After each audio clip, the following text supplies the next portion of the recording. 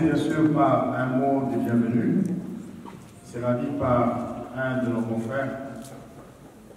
Et nous allons passer le témoignage après le mot de bienvenue. Le témoignage de quelques membres du comité de l'AIDC. Ensuite, il y aura une projection de la vidéo de Matungé. Après juste la projection de la vidéo, il y aura des discours pour l'exposé du coordonnateur de l'AIDC et le docteur Célestin Kibutu. Et après l'exposé, ça sera le suivi des questions et réponses qui sera animé par le docteur Béa. Après, ça sera la suite avec perspective d'avenir et les informations pratiques. Après les informations pratiques, bien sûr qu'il y aura une petite collation. Ne partez pas avant, parce qu'il y aura une petite collation. Je vais inviter le pasteur James à nous dire le mot de bienvenue. Bonsoir à tous. Bonsoir. Nous tenons à vous remercier au nom du bureau de la coordination de l'AIDC pour votre présence. Je sais que ça n'a pas été facile pour vous de vous déplacer de vos lieux, de vos demeures respectives pour nous joindre à ce beau cadre que l'EIB nous offre. En tout cas, merci beaucoup pour votre présence. La réunion d'aujourd'hui, c'est une réunion en perspective par rapport à ce que nous sommes en train de préparer, qui est notre congrès. Voilà pourquoi celle-ci est inscrite dans le cadre de préparatif, dans le cadre de la mobilisation, dans le cadre de la sensibilisation de Congolais pour le congrès qui aura lieu probablement à la fin de cette année. Nous vous remercions pour cela. Est-ce que vous puissiez trouver au travers de ces quelques mots toute notre gratitude et notre dévouement pour vous servir dans cette association. Merci beaucoup. Merci, Pasteur James. Et nous allons passer maintenant au témoignage. Il y a des membres qui sont ici présents. Des membres qui sont déjà assis dans l'AIDC. Alors ils vont nous témoigner. Ils ont connu l'AIDC. Quels sont les avantages et les inconvénients de l'AIDC? Ils vont témoigner. Et je vais commencer par l'ingénieur Achille Tungeni. Je peux passer ici devant pour nous raconter un peu l'histoire, son histoire avec l'AIDC.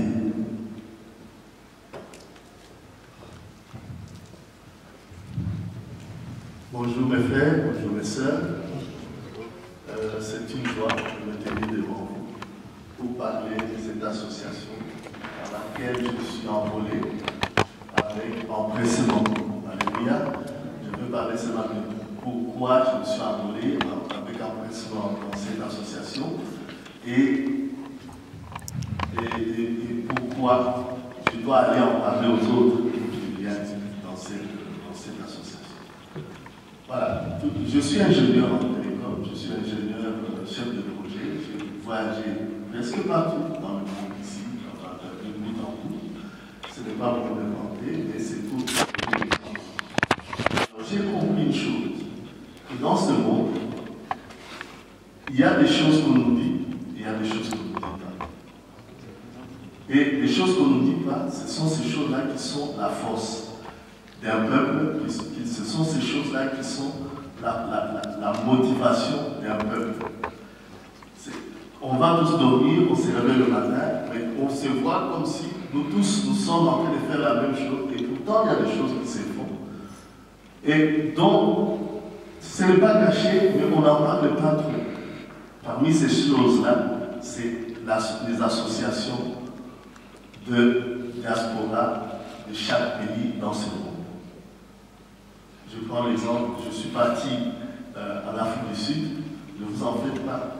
Si vous voyez nos amis de la peau blanche en Afrique du Sud sont les plus forts financièrement, c'est parce qu'ils sont réunis comme étant des gens qui sont venus d'ailleurs, ou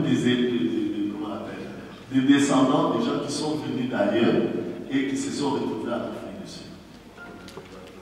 Vous allez aux États-Unis, vous allez trouver, même ceux dont on parle qui font du bruit, vous allez trouver que ces gens-là, dans le fond, pour les départs de fonds, pour lesquels ils ont reçu des humains, de même venir devenir des présidents, vous allez trouver l'origine par d'une diaspora quelque part. Ce qui m'avait marqué plus, c'est quand je suis parti en Israël. C'est là où j'ai compris l'essence d'un peuple qui est ensemble. Et c'est pourquoi nous disons que la juif n'a pas en casse. Non, ils m'ont expliqué, ils m'ont amené dans des centres qui sont semblables de ce que le coordonnateur a aidé de devenir la NDC ici. Là-bas, tu peux être ingénieur, parlementaire, tu es un balayeur, tu es ce que tu as, mais il ne parle pas de la cotisation. Tous les salaires sont envoyés dans des associations comme la NDC ici. Tous les salaires. Tu gagnes 1 000 euros, 1 million ou 10, tous. Ils envoient d'abord dans ces associations. C'est ce qu'ils appellent les kibbutz. Et maintenant, c'est les kibbutz qui gèrent et qui répartit maintenant en fonction des activités qu'ils ont faites. Les champs qu'ils sont en train de faire, les immeubles, les hôtels qu'ils sont en train de construire, et tout ce qu'ils sont en train de faire, tout ce qu'ils produisent, maintenant on trouve le sort, pardon, comment on appelle la part de chacun, et géré par ces grandes associations. Alors, quand j'ai regardé notre communauté, j'ai trouvé que nous sommes en train d'aller, chacun prend, c'est comme il y a un château d'eau.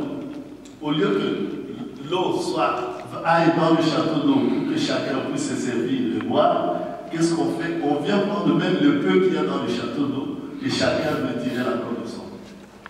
Et c'est ça, j'ai réfléchi, j'ai dit non. J'ai posé plusieurs questions à nos amis juifs, à nos amis sud-africains, même à l'Afrique du Sud, comment on appelle, à l'Australie là-bas. À l'Australie. Vous trouvez, je vais parler d'une communauté spéciale, qui est une communauté des enfants métissés. Ils ont trouvé leur force en se mettant ensemble. Et cela n'empêche pas que le juif, chacun puisse avoir son, comment on appelle là, son association pour son association humanitaire, son association pour faire ci, pour faire cela. Mais il y a ce qu'on appelle des grandes associations, mais qui réunissent un peuple. Nous sommes un peuple dans la diaspora. Et nous sommes complètement dispersés. Et les jours où j'ai entendu ça, je suis venu pour m'atteler directement parce que je sais que c'est une puissance. Ce n'est pas une force, c'est une puissance. La différence entre la force et la puissance, c'est quoi? On peut être fort, très fort même. Mais si on ne sait pas déplacer quelque chose, on n'est pas puissant. C'est pourquoi vous voyez, il y a des forces qu'on appelle des forces tranquilles et qui meurent aussi dans leur tranquillité. Mais ce que nous voulons est que notre AIDC soit une puissance pour faire des choses qui sont visibles et qui vont nous aider tous contre les autres associations qui sont dans le monde. Je vous remercie. Merci beaucoup. Merci beaucoup, ingénieur Rachid Ngeni. Nous allons passer au deuxième témoignage. Je voudrais inviter encore une fois le pasteur James. Comme ça, ils vont aussi nous raconter son histoire avec l'AIDC. Les histoires, c'est différent. Merci. Ok, merci beaucoup. Moi, je vous parlerai pourquoi j'ai adhéré à l'AIDC.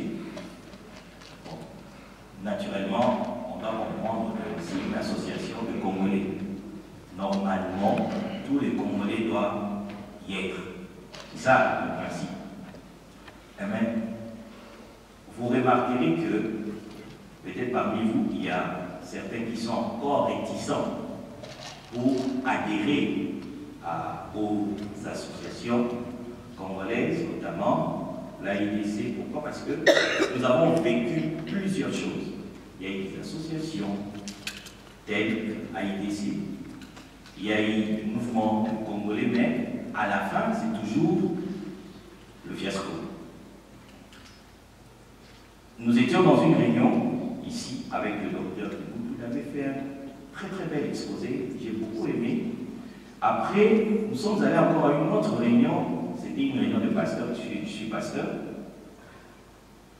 Je lui avais posé une question. Et dans cette question, le docteur m'a répondu, il dit, pasteur, si nous allons échouer, échouons ensemble pour cette chose. Donc, c'est que j'aimerais aussi vous transmettre cette fois-ci, si nous allons échouer, comme on dit toujours, alors on va congolais, Simbakati. Alors, maintenant, phrase Wana est comme un défi pour nous. Et ça, que cette phrase-là devient un défi pour nous, un challenge. Comme ça, si nous échouerons, échouons maintenant ensemble. Et la deuxième raison, pourquoi j'ai adhéré à l'AIDC, vous savez, il y a un adage qui dit Mboka ebe bakate parce que batamade baleki mingi. Mais Mboka ebe baka parce que batamala ou bazali, mais bazali kosala et l'autre côté. Généralement, ou par ça, je vais dire non, par expérience, beaucoup de nos associations ne marchent pas, non pas à cause des Congolais qui sont mauvais ou qui ne sont pas intelligents ou qui sont, je ne sais pas, mais souvent à cause de l'élite congolaise qui est réticente. Là, c'est la raison majeure qui pousse que la plupart de nos associations ne puissent pas aller là. Nous sommes en Belgique. Je vous conseillerais de lire un livre qui s'appelle Le lion de la Flandre, je crois, écrit par un certain Conscience. Dans l'histoire du monde, il y a une communauté ici en Belgique que nous appelons les Flamands. Les Flamands, il y a là 40 ans, ici en Belgique, lorsque tu parles flamand, on te dit tu as le mal de gorge. C'était en fait une sorte de moquerie. Si tu parles flamand, on te dit tu as le mal de gorge. C'est-à-dire que ce n'était pas une langue, c'était quelque chose un défaut. Mais aujourd'hui, vous savez tous que les Flamands, c'est un sésame maintenant. Dans plusieurs travaux, bureaux, c'est un sésame maintenant. Pourquoi? Parce que cette communauté, leurs élites, ont travaillé pour arriver là où ils sont arrivés. Ils ont fait un programme, ils se sont organisés comme aujourd'hui, peut-être que nous sommes en train de nous organiser. Et ils ont mis leurs actions en place et voilà là où l'action est aujourd'hui.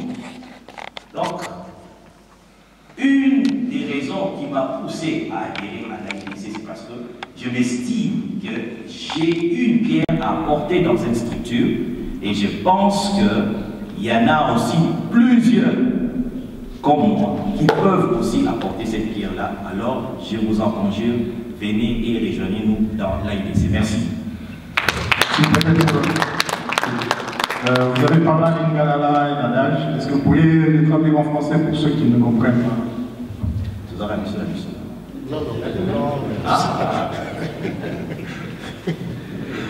Donc, je disais, pour que je ne pas gâter, parce que Batamabé Baza est ça tout simplement dire que si les choses ne marchent pas dans une nation, dans une ville, ce n'est pas parce qu'il y a trop de méchants, mais c'est tout simplement qu'il y a des bons qui ne font rien. Donc, ça dit, si vous vous estimez bon, eh bien, mettez la main dans la pâte et les choses iront de mieux en mieux. Merci beaucoup. Merci, merci. Nous allons passer au troisième témoignage. Je vais appeler M. Franck Moulissi.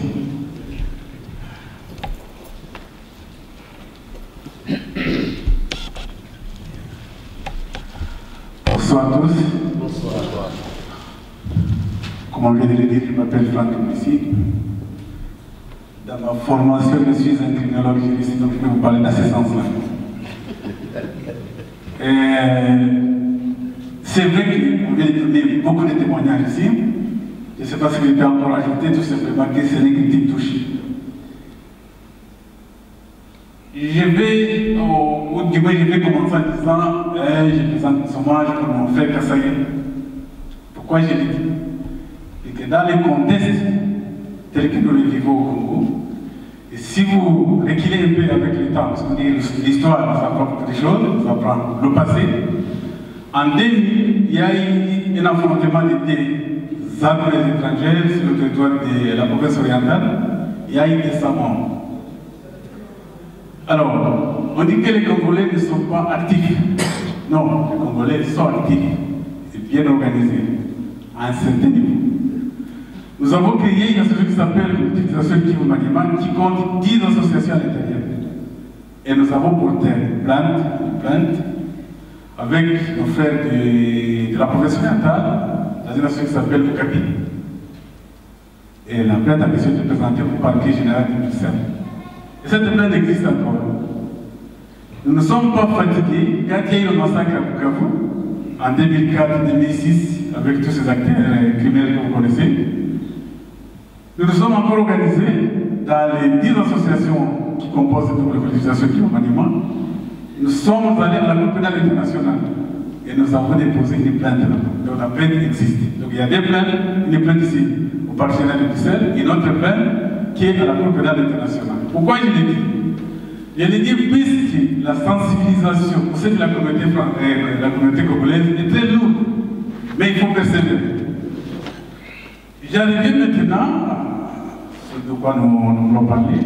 Pourquoi je suis dans l'AIDC, l'Association internationale de la diaspora congolaise? C'est justement à cause de cette petite motivation que j'avais dans la création de ces quelques associations et aussi dans cette ruée comme ça vers le dépôt des plaintes. Je me suis dit, mais si en étant un petit groupe, nous sommes mobilisés pour aller jusqu'à même à la Cour pénale internationale. Donc si nous sommes un grand groupe, nous pouvons bouger. Le judiciaire belge, c'est qu'on puisse revoir cette plainte, parce que ça existe encore. Nous pouvons nous organiser à ce qu'on puisse nous entendre à la Cour pénale internationale.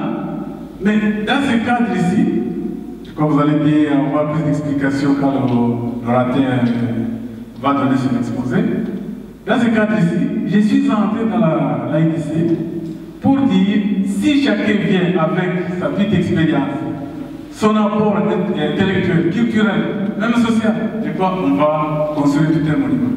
C'est vrai que je ne dirais pas qu'il faut remplir cette salle de 1000 personnes, en uniforme comme ça, mais la petite sensibilisation qui a déjà commencé, qui a déjà émergé, peut nous amener, si chacun est convaincu que nous défendons la même cause, parce que la cause, pourquoi on dit aujourd'hui que le Rwanda est bien organisé plus que le Congo? Faux! Le Rwanda n'est pas bien organisé plus que le Congo. Le Rwanda a la diaspora rwandaise qui est bien organisée, qui est ici, partout ici en Europe, ils sont bien organisés. C'est vrai, c'est un petit groupe, mais ils sont bien organisés. Regardez encore, je pense que souvent le pasteur qui l'a dit, Regardez ici la communauté type. Comment ils ont bougé dernièrement? On faisait un référendum en faveur de leur chef.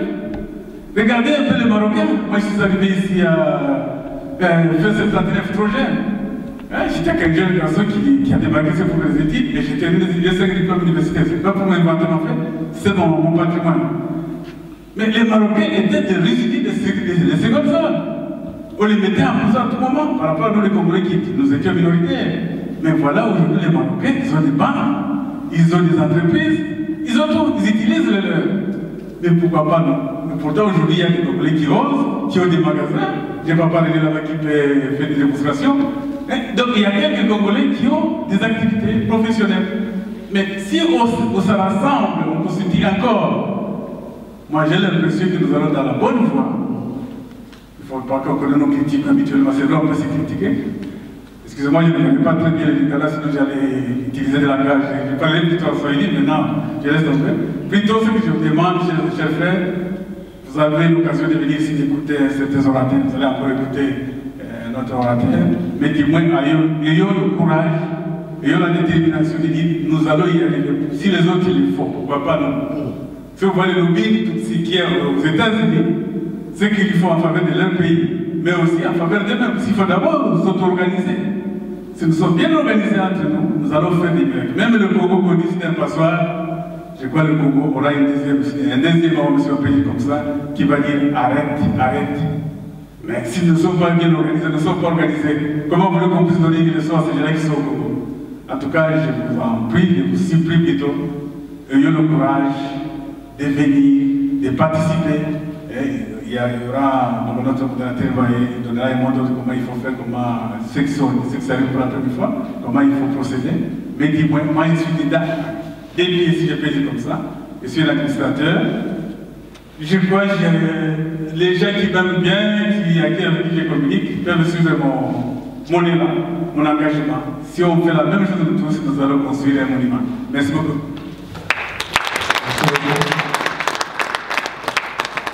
Nous avons écouté 3 voix masculines, et là on va écouter une voix féminine. Je vais appeler Madame Dr Chantal Simba.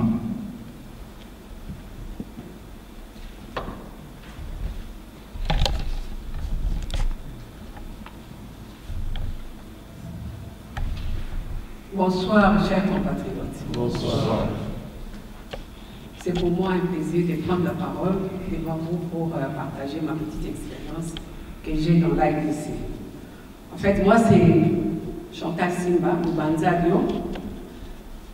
J'ai fait mes études primaires comme secondaires dans des écoles de formation catholique. Je suis allée à l'université, à la faculté de médecine, donc je suis médecin. J'ai travaillé comme médecin directeur dans une formation médicale au Congo d'une entreprise. Et j'ai travaillé surtout dans la société civile. Dans la société civile, j'étais la coordonnatrice provinciale de la province du Bas-Congo. Nous avons travaillé en partenariat avec beaucoup d'organismes du système des Nations Unies, comme l'OMS, l'UNICEF, l'UNFPA, ainsi de suite. Alors, suite à cette réputation, puisqu'on a beaucoup travaillé avec la MONUC, avec l'EISA, les Réunions Sec, en tout cas, vraiment, on avait à ce temps-là bougé, et que ça a coïncidé avec le gouvernement provincial. C'était la première fête. Pendant la, je sais pas, 5e République que nous avons, c'était, excusez-moi si ce n'est pas la 5e, c'était la première fois qu'on organise le gouvernement provincial. C'est ainsi que j'étais nommé ministre provincial de la santé, de l'éducation, du travail et de la prévoyance sociale, des affaires sociales et du genre, dans les premiers gouvernements de la province du Bas-Congo. Je me retrouve aujourd'hui en Europe, en tout cas suite à des, comment dirais-je, suite à des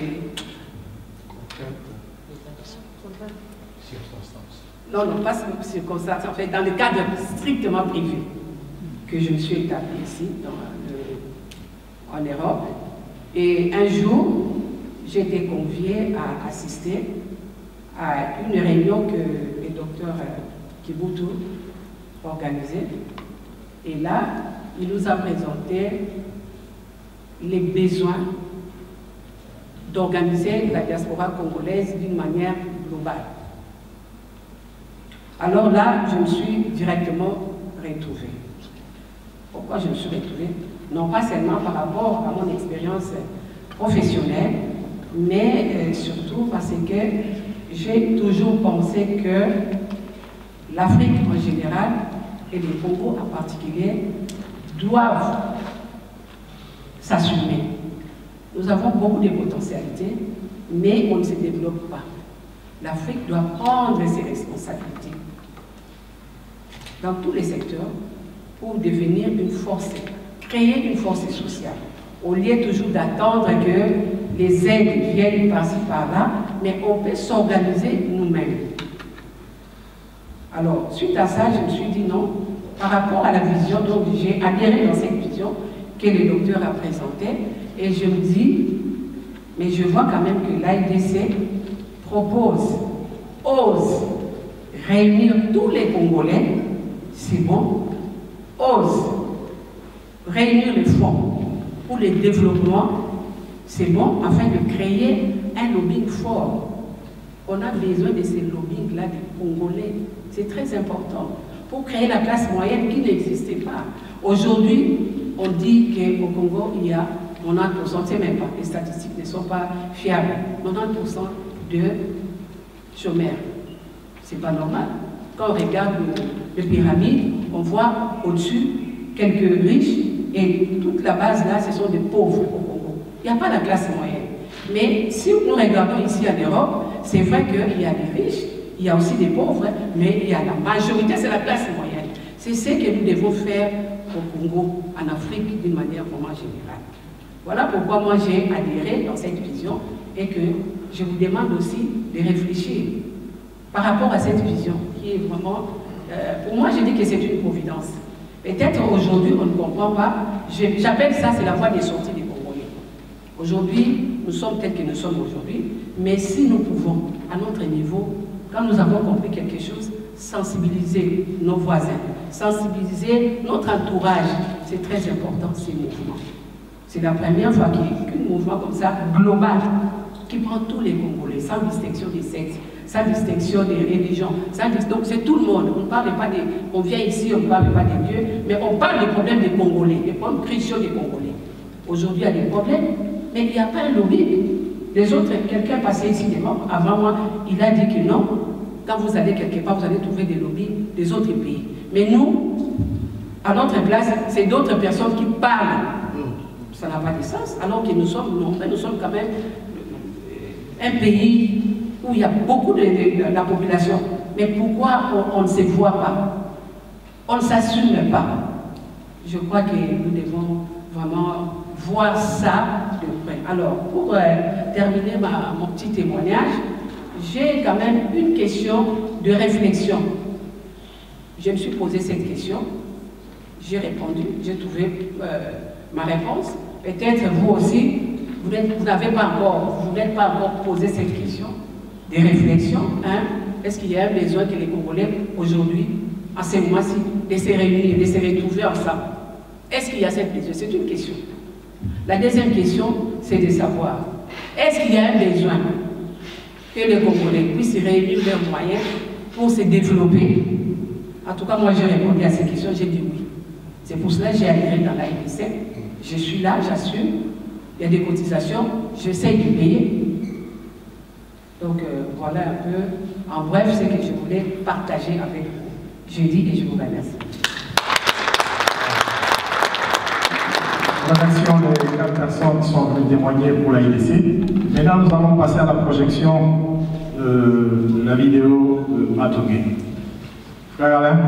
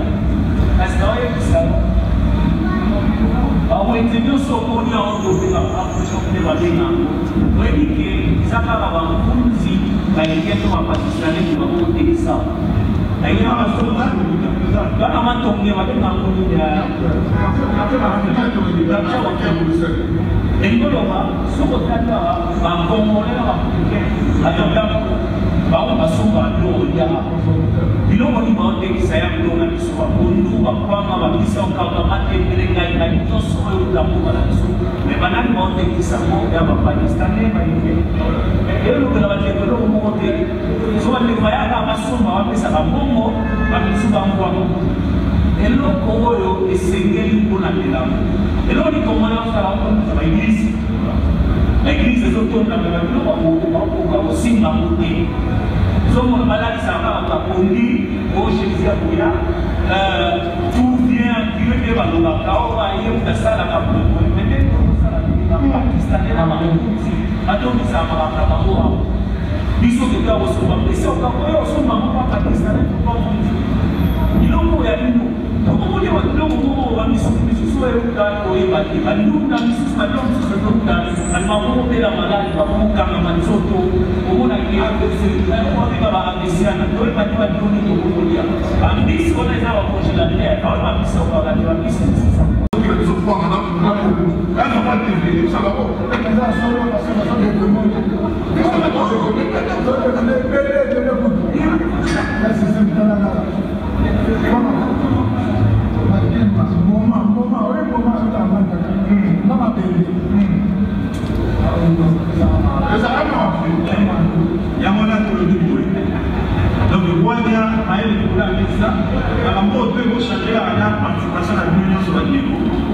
donc il faut changer la mentalité à ce niveau de la mission les autres de voir les salariés ne pas les salariés solo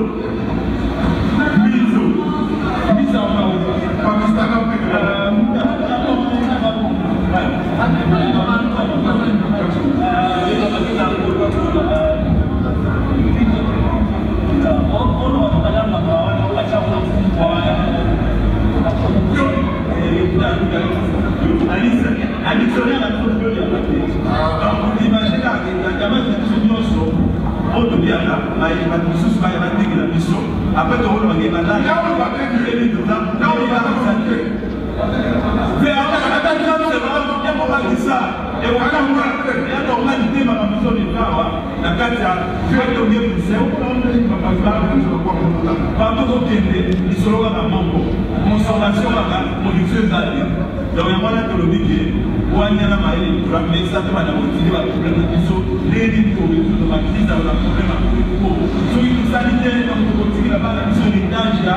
consommation la monde dont on va lobby au monde, il y a un rendez-vous qui donne c'est quoi production des aliments à la consommation. Encore donc il y a moins de dire que non tout ce sous là globalement on a tout ça globalement on a tout ça alors on a totalement ça moi caméra toi il faut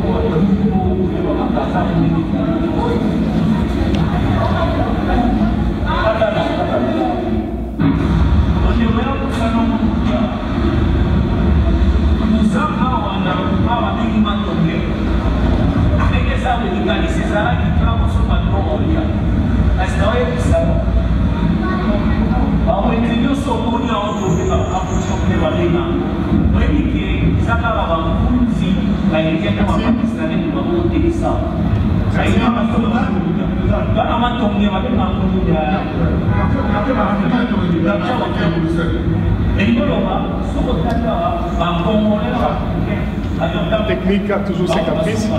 Mais nous allons continuer notre programme. Et maintenant, nous sommes arrivés au moment.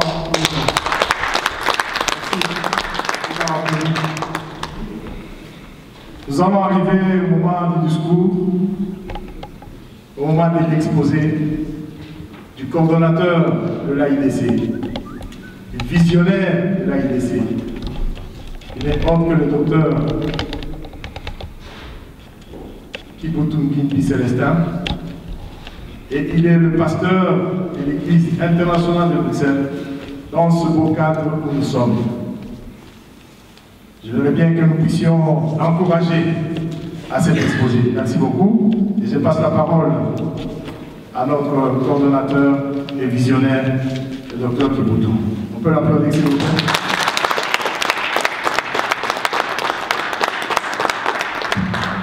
Je vais monter là-haut pour que je place mon papier sur ce pupitre.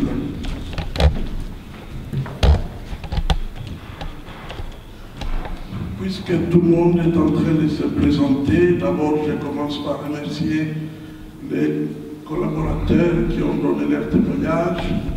Aujourd'hui, c'était les collaborateurs, puisqu'ils sont là avant tout le monde. Ils ont donné leur témoignage. Mais dans la suite des temps, dans le cadre de cette rencontre, car soit dit précisément, c'est que cette réunion, sa raison d'être, c'est quoi? Quand nous avons commencé le travail il y a 1 année et quelques mois maintenant, nous nous sommes très vite rendus compte de certaines dimensions des réalités et des mentalités de notre propre peuple.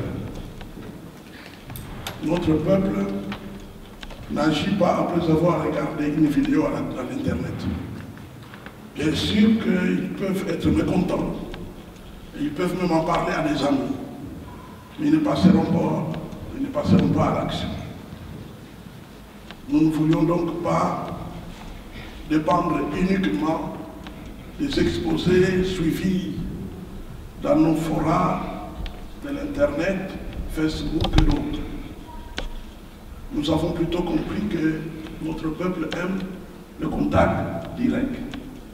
Si nous voulons obtenir des résultats, il faut les rencontrer et dialoguer, leur donner l'occasion de poser des questions, ainsi de suite.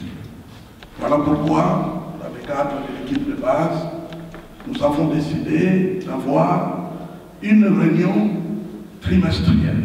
Tous les 3 mois, nous invitons nos connaissances. Vous avez des amis, vous avez des membres de famille. Certains sont pour, d'autres sont méfiants. Nous avons entendu les témoignages. Mais nous pouvons les emmener quelque part à une réunion de réflexion. Une fois tous les 3 mois. Au mois de juillet, nous aurons donc une autre réunion. Comme ça, ils viennent, ils écoutent, ils posent des questions et ils ont l'occasion d'adhérer en connaissance de cause, en âme et conscience, que nous aimons le dire. Voilà donc pourquoi cette réunion est organisée. Je suis en Belgique depuis le 27 septembre 1984, après avoir travaillé avec un organisme international appelé Campus pour Christ au Zaïre, au Zaïre, comme évangéliste et responsable d'un département de ce mouvement-là pour la jeunesse. Je suis venu, après avoir demandé une mise en disponibilité pour étudier la Bible. J'ai fait un graduat à l'Institut belge, et puis après, j'ai fait un concours pour aller à la faculté de Bruxelles, où j'ai fait ma licence, que j'ai terminée en 1991. Immédiatement après, j'ai fait un autre concours pour faire mon doctorat. Je suis allé donc à l'œuvre, où j'ai fait mon doctorat pendant 9 ans, dont j'ai défendu la thèse en l'an 2000. Et immédiatement après, je crois 2 semaines seulement après, j'étais engagé comme professeur au Continental Theological Seminary, qui est une extension de l'Université de Galles, ici en Belgique, à Sint-Pieterszoon, où j'ai assumé des cours, au départ de 1er degré, dans la suite de finaliste et directeur de mémoire, pendant 10 ans. Mais parallèlement à ces activités, nous avons travaillé avec une équipe d'amis pour implanter des églises. Donc l'église internationale de Bruxelles, c'est une église mère de plusieurs autres églises.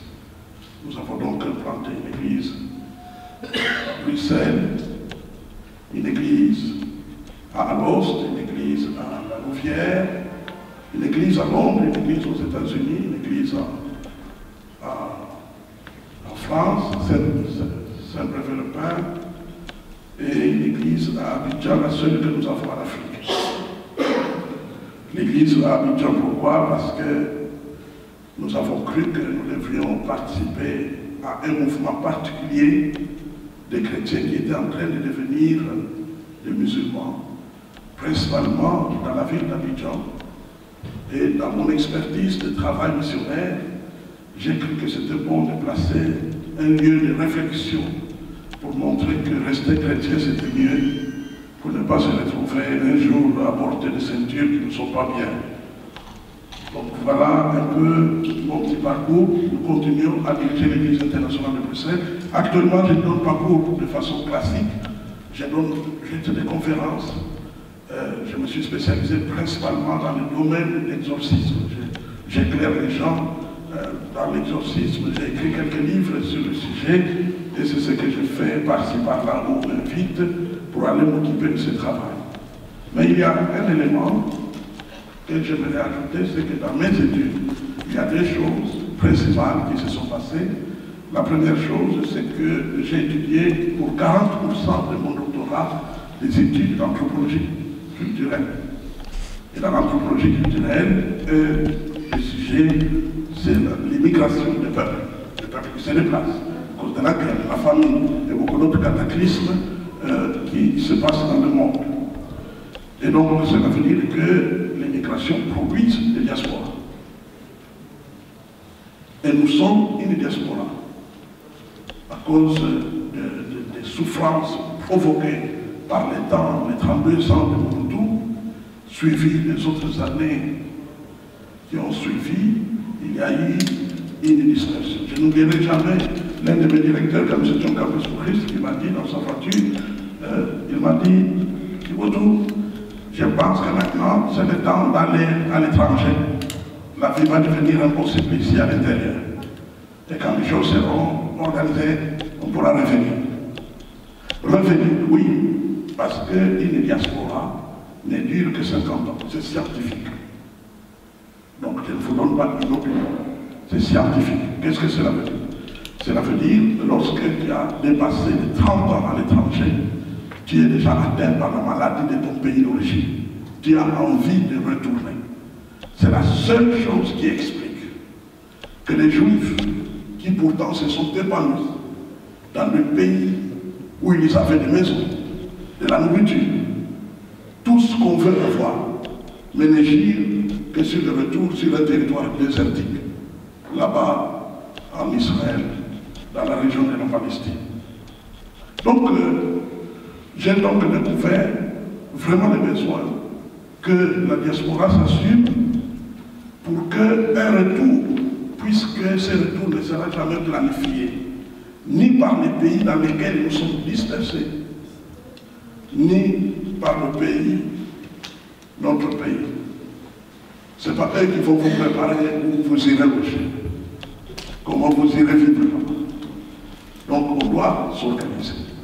Et voici une sagesse du groupe, très simple.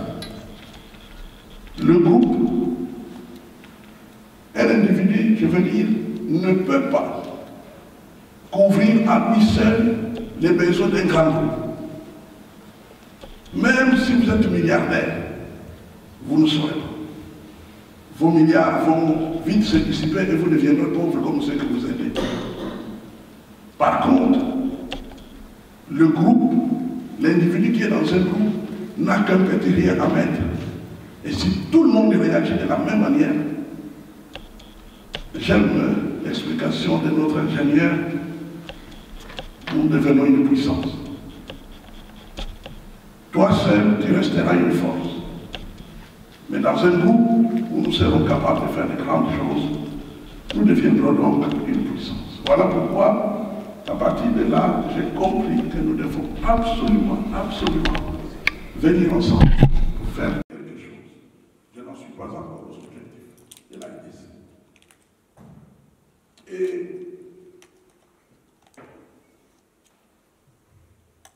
la deuxième chose que j'ai apprise, c'était un cours que j'ai donné au dernier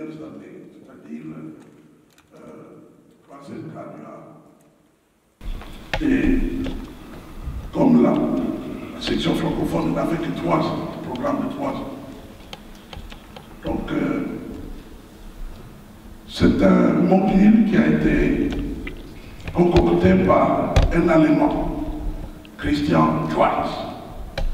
Cet homme, avec beaucoup d'experts allemands, ont étudié la possibilité de développer les entités humaines, principalement l'Église, à partir de l'exemple de développement de plantes, pour qu'une plante puisse grandir. Quand vous mettez en terre vos grains, il y a 4 ingrédients scientifiques qui doivent être réunis.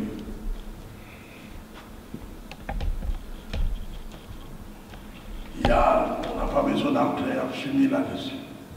Mais 4 ingrédients doivent avoir, leur proportion doivent être équitable. Alors, inévitablement, la plante va grandir. Mais si un des ingrédients diminue, la plante s'arrête. C'est leur découverte. En fait, c'est une vieille découverte d'ailleurs. Et sur cette base, ils ont commencé pour chaque société, pour chaque entreprise, pour chaque groupe humain, à découvrir quels sont les éléments, une fois réunis, déclenchent la croissance. Ils ont découvert, entre autres, 8 critères ou 8 éléments pour qu'une église puisse grandir, 8 éléments pour qu'une usine puisse grandir, et ainsi de suite. Donc, ils ont commencé à donner des conférences sur ces modules. Mais les églises européennes qui n'ont pas la vision de grandir n'ont pas bien accueilli. Et très vite, les Japonais se sont emparés de la vision de Christian Schwarz, ce qui fait qu'il était engagé comme consultant pour les usines japonaises. Et il a abandonné la théologie, il est parti là-bas, c'est là qu'il vit. Et donc le module était là. Et un jour, le doyen de l'époque, Dimitrov, m'appelle dans son bureau et il me dit, mais écoute, docteur Guidout, ce module est en train de pourrir ici. C'est bon d'en faire un cours pour nos étudiants, afin qu'ils puissent savoir qu'il y a quand même une découverte qui a été faite. Alors j'ai étudié, j'ai pris quelques 2 mois pour étudier le module, j'ai même apporté des corrections sur le module parce qu'il y avait quelques petites fautes qui étaient commises par ceux qui ont conçu le module. Je les ai écrits, je leur ai dit voilà les suggestions qu'ils ont acceptées d'ailleurs. Et j'ai donc maîtrisé ce module et j'ai commencé à l'enseigner pendant 5 ans. Et donc ce module, quand vous enseignez quelque chose pendant 5 ans, ça reste dans la tête sans effort, comme si. Le développement, c'est quelque chose qui peut se faire, je ne dirais pas facilement, mais possible. C'est possible. N'importe où on peut se développer. Les Congolais peuvent se développer, ici à l'étranger. Mais seulement la clé, il faut venir ensemble. Alors ensemble, sans que ça coûte les yeux de la tête. Il faut faire confiance. Voilà le seul prix à payer. Il faut faire confiance que ceux qui nous engagent ne seront pas là en train de voler notre argent. C'est ça le prix à payer. Est-ce que nous serons capables de le payer? Oui, nous devons le payer, car il n'y a rien d'autre. Si vous trouvez mieux, allez, mais il n'y en a pas. Il faut donc oser échouer ensemble. Voilà la seule chose qui est disponible. J'ai pensé aujourd'hui partager avec vous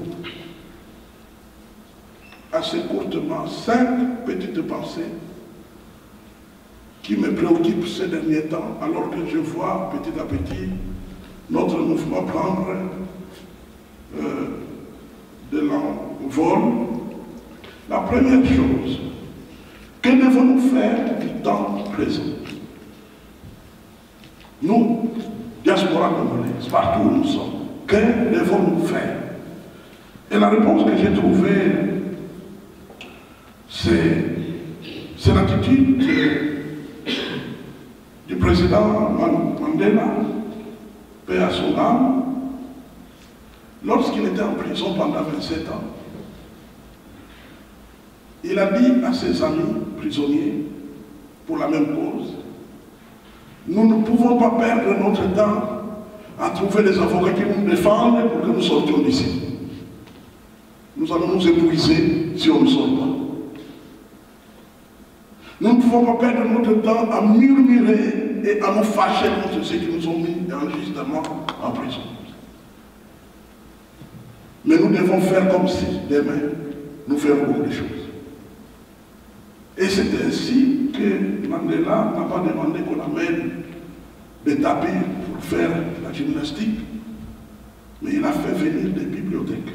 Ils ont fait la liste des livres qui étaient indispensables pour développer leur communauté. Et ils ont amené cette bibliothèque, et c'est ainsi qu'ils ont étudié pendant toutes les années, en sorte que le moment venu, quand ils sont sortis de la prison, c'était des savants. Pete Botha dira, j'étais impressionné après ma réunion avec Mandela. Quand je l'ai rencontré, je me disais, j'ai devant moi un ancien diplômé de droit qui a passé 27 ans en prison, qui n'a plus rien dans la tête. Qu'est-ce qu'il va faire pour le pays? Mais quand j'ai dialogué avec lui, j'étais devant un expert dans tous les domaines. Nous devons nous équiper. C'est très important. Parce que demain, nous retournerons, plusieurs d'entre nous retourneront au Congo. Et nous devons être capables d'apporter quelque chose. Nous devons être capables de jouer des rôles. Souvent, j'ai suivi quelques petites émissions et on voit, on se moque des gens de la diaspora. Et les contrôles en France étaient bazar, rien, bazar, on a oublié, mon colaka n'a pas faim. C'est pourquoi de telles rencontres, une fois tous les 3 mois, vaudra son présent d'or. D'ailleurs, nous venons de concevoir un petit formulaire qui sera disponible si pas à la fin de cette réunion, on peut me contacter éventuellement.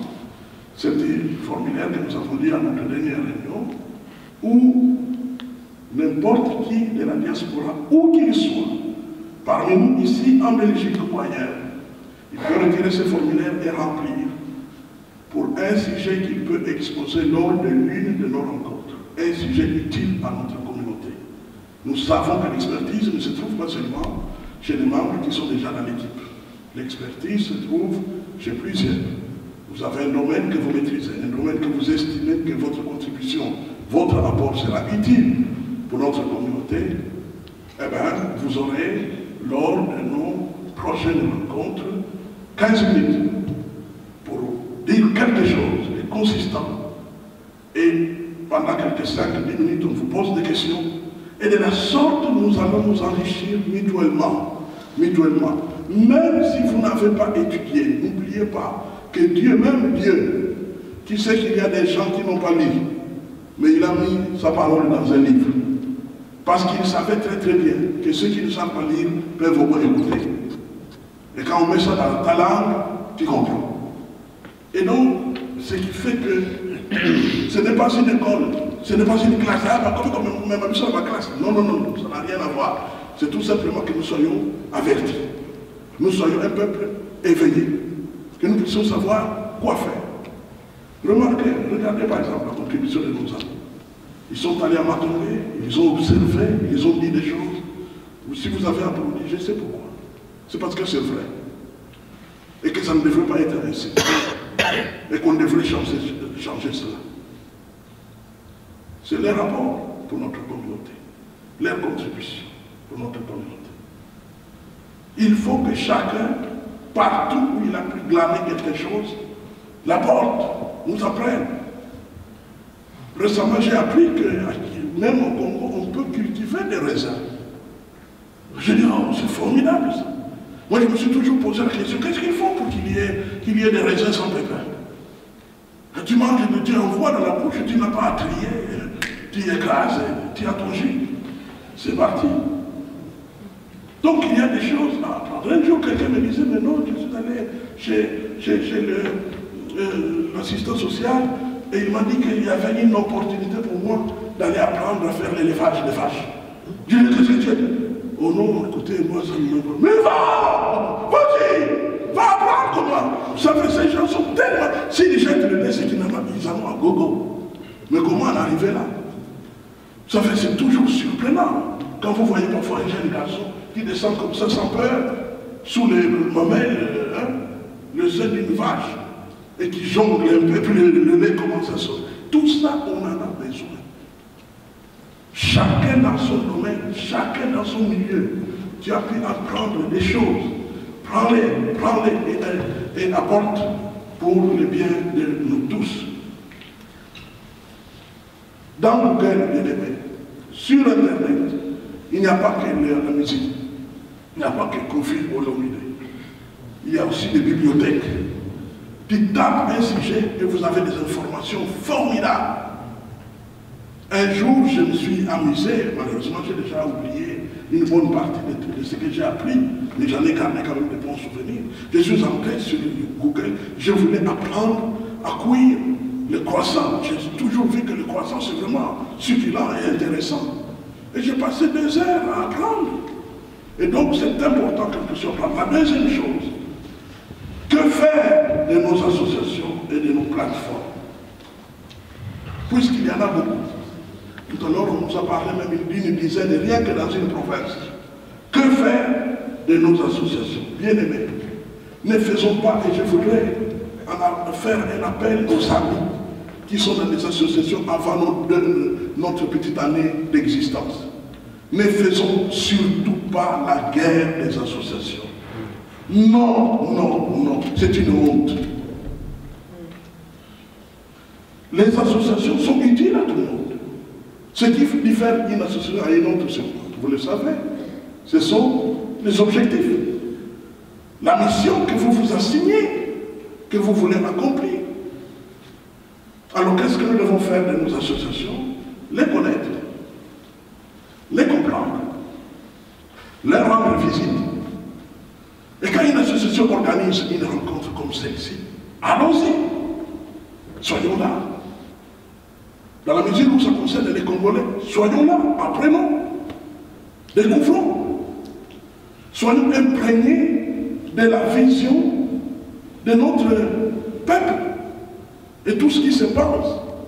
Parce qu'après tout, l'organisation d'une association, ce n'est pas une science exacte. Ce n'est pas comme les mathématiques et les physiques. Quelqu'un peut avoir, c'est une sensibilité. C'est une vision. Une vision, c'est quelque chose qui peut comme ça tomber sur toi. Tu es en train de prendre le bain et puis tout à coup quelque chose te visite. C'est un peu comme l'inspiration artistique. Le chant peut tomber sur toi au moment où tu es en train de, je ne sais pas, en train de regarder un film et puis tout à coup une inspiration à partir d'un son de la musique du film et puis c'est parti, tu as réussi un chant. C'est comme ça la création des associations. Ce n'est donc pas un motif de guerre, un motif de se repousser, un motif de dire ça c'est faux, ça c'est inutile, ça ne sert à rien. Dernièrement, j'ai entendu une critique. Quelque part qui n'était peut-être pas nécessairement fausse, mais qui était dite dans un contexte pas très gentil. Oh, mais ce qu'ils sont en train de dire là-bas, c'est vraiment de la foutaise. Cotiser l'argent, c'est quoi ça? Allez découvrir les organismes qui financent les projets. Présentez votre projet. Et puis les organismes vont financer cela. Bon, je dis, oui, bien sûr qu'il y a des organismes qui financent. Mais vous croyez qu'il n'y a rien pour rien? Ils vont vous financer très bien, mais dans la suite, qu'est-ce qui va arriver? Ils vont vous contrôler. Et malheureusement, c'est ce que nous déplorons. À un certain niveau de nos nations, là-bas en Afrique, on nous contrôle justement parce qu'on nous a financés. Moi, je ne suis pas contre le financement. Je vous avoue que quelqu'un nous a visités pour nous dire, écoutez, je vois que vous avez une grande diaspora, que votre vision est intéressante. Que pensez-vous si un jour on peut ensemble faire un grand centre culturel africain? On pourrait avoir un restaurant africain. Moi j'ai ajouté KFC, oui par exemple KFC. Puis j'ai ajouté un grand supermarché où il n'y aurait que des produits tropicaux. J'ai dit oui, ils ont dit oui, des choses comme ça. Nous sommes prêts à mettre de l'argent. J'ai dit, jusqu'où pouvez-vous aller? Et j'étais très surpris de les entendre dire, mais on peut mettre 100 millions. Donc, il est tout à fait possible de trouver des gens qui vous prennent au sérieux, mais au moins vous devez exister. Vous devez avoir des structures, vous devez avoir des projets, et vous devez avoir vos propres moyens. Et tout ça fera de nous des véritables partenaires qu'on peut prendre au sérieux.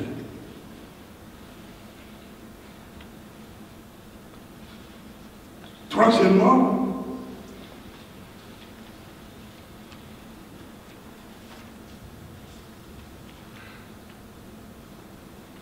ce sont nos objectifs. Depuis le début, nous avons cru que nous avons droit à avoir une visibilité physique.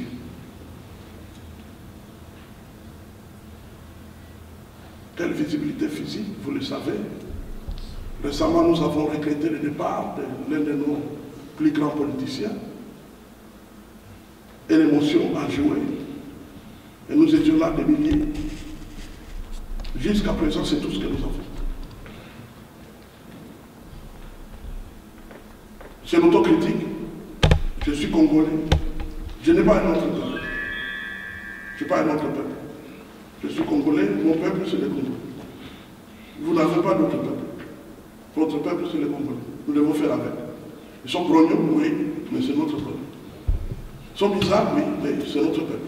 Ils sont méfiants, oui, c'est notre peuple. Critiques, oui, mais c'est notre peuple. C'est tout ce que nous avons. Et nous devons faire avec. Et je crois que ça, la génération future nous le rendra bien si, en venant sur les archives, sur les vestiges que nous aurons laissés, quand ils vont découvrir que tiens, il y a quand même des gens qui se sont battus pour que les Congos se mettent ensemble, les Congolais se mettent ensemble, et qu'ils travaillent ensemble, et ainsi de suite. La visibilité, c'est très important. Pour moi, c'est la chose la plus importante. Même si je sais que si on n'ajoute pas la cotisation, cette visibilité est nulle. Elle serait une force sans puissance. Et notre capacité de déplacer les montagnes vient de la cotisation. Et donc, les deux sont indispensables. Et ce que j'aime avec la cotisation, c'est quoi? C'est la capacité pour un grand groupe d'apporter des millions, alors que l'individu ne dépense qu'une centaine. C'est ça notre force. Il y a des gens qui s'intéressent. Si vous êtes là, parce que vous vous intéressez. Mais nous ne pouvons pas permettre à la tentation de l'immobilisme, qui consiste à s'intéresser, à être sensible, et puis après laisser tomber et oublier, et attendre qu'on en reparle à une autre occasion. Il y a une chose qui est en train de m'énerver au jour le jour. Quand j'arrive quelque part, quelqu'un me dit, ah, parce qu'il mais c'est formidable, mais nous t'encourageons pour ce que tu es en train de faire là. Nous avons suivi ta vidéo, mais c'est formidable, c'est exactement ce qu'il faut faire. Donc nous vous soutenons. Et puis il met point. Moi je m'attendais qu'il mette 2 points. Mais il met point. Il pense qu'il a fini. Et quand il me regarde, il voit que je suis triste. Il dit, mais pourquoi tu es triste? Mais parce que nous avons tous fait ça pendant des années. C'est très bien. Et puis, on met point. Il faut passer à l'action. Il faut agir. Il faut agir. Tu ne peux pas attendre qu'on fasse la prochaine vidéo pour que tu bouges. Dès que tu es au courant, écoutez, je ne suis pas plus congolais que d'autres Congolais. Je ne suis pas plus concerné que d'autres concernés. Et donc, si moi je peux bouger, si les amis qui ont donné des témoignages peuvent bouger, il faut que tu bouges et n'attends plus. Où que tu sois. Nous devions être inondés de lettres, de coups de fil, nous devions être inondés sur Internet. Mais voilà que les amis de l'Internet sont préoccupés par l'émotion. J'ai essayé d'éviter de dire ça. Mais l'émotionnel, c'est animal. c'est la plus basse qualité d'un être vivant. Ça ne nous distingue même pas des chats, des chiens, des oiseaux. Quand il y a un troupeau d'oiseaux qui se trouve là-bas, et vous venez avec le ballon en plastique d'un enfant gonflé, et vous le faites exploser, qu'est-ce que ça va produire pour les troupeaux d'oiseaux? Ils vont bouger à cause du plastique qui a explosé. L'un de nous vient de mourir. Nous sommes là. C'est émotionnel. C'est basique. Pour commencer, on peut commencer par là. Mais on ne peut pas se contenter de là, sinon on n'a pas plus. Nous devons raisonner. Nous devons porter un secours à cette diaspora qui n'a rien. Certains d'entre nous qui sont plus sensibles commenceront à mourir. Vous savez que moi je n'ai jamais supporté voir comme ça une photo où on est en train de disséquer un corps humain. Un jour quelqu'un m'avait dit, alors tu n'avais pas ta place à devenir chirurgien. J'ai dit oui, tu as raison. C'était des pensées de l'enfance. Mais aujourd'hui, nous sommes obligés de supporter. Vous avez vu peut-être cette vidéo qui est en train de circuler, où on voit cette jeune fille, son bourreau est là derrière, qui serre son cou, elle est tord totalement. Et tandis qu'il y a un bourreau qui tient un couteau et qui est en train de déchirer les corps. Et on peut voir la chair de la jeune fille qui est en train d'être déchirée et déchiquetée. C'est ce qui se passe au sujet de notre diaspora. C'est une diaspora non protégée. Personne ne va protester. Personne. Il n'y aura pas une lettre qui aille de quelque part vers quelque part pour dire qu'avez-vous fait là-bas. Personne pour poser la question. Parce qu'il n'y a personne pour le faire. Et pourtant réunis au sein d'une diaspora organisée et structurée, nous serons capables de réagir, nous serons capables d'être forts pour intervenir, nous serons capables de nous faire entendre.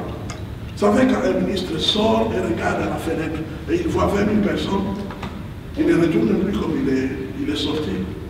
Il va dire que les représentants de ce groupe puissent entrer. Séance tenante, vous pouvez parler, vous serez entendus et vous pouvez provoquer des actions, vous pouvez provoquer des décisions, vous pouvez provoquer votre histoire. Personne d'autre ne le fera à votre place. Ne laissez pas vos amis indifférents. C'est important qu'ils changent. C'est important qu'ils rejoignent les mouvements. La différence entre l'AIDC et d'autres mouvements, c'est que nous, pour l'instant, nous ne faisons pas d'autre chose que viser la visibilité et les socio-économiques.